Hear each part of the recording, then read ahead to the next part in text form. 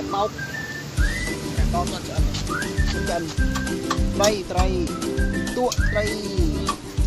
aun tùy hốc đất tay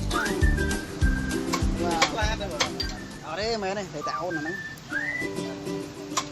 tươi ăn món ăn ô chả là lấy cái hai ứng kia chả bắt con hai cái bạch ngay men mà p đấy cái nào